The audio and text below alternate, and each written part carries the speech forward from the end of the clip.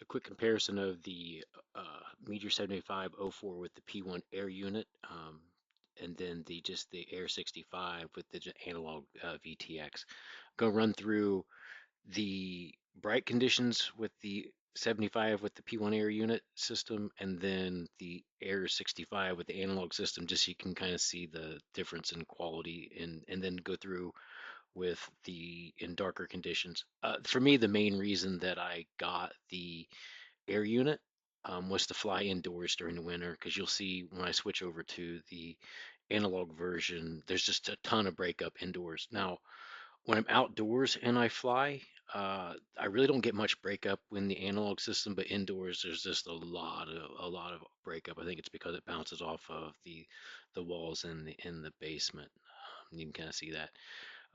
What you'll see, and it should be very clear, is that the breakup happens almost immediately as they start kind of flying away. In a lot of places, it's almost unusable in some areas. I think it's actually worse in the goggles than what shows up in the DVR for some reason. So that's the main reason that I ended up getting with the P1 Air unit. The other thing you'll notice is when I switch over to the darker or less light, the Air 1 unit does pretty well, but the visibility and the ability to see it is just a lot better with the analog version than with the Air 1 unit. It's just brighter, you can see more.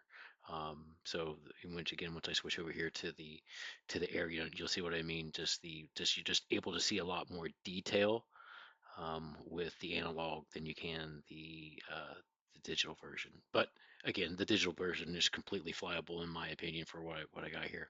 I'll also say with the digital version, it actually shows more light than you can see with the human eye, just not as much as the analog.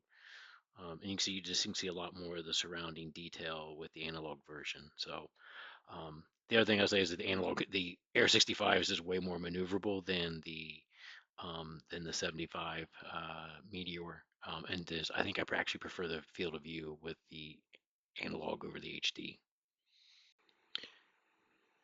I also have the Meteor 75 Pro analog with the CO3 camera.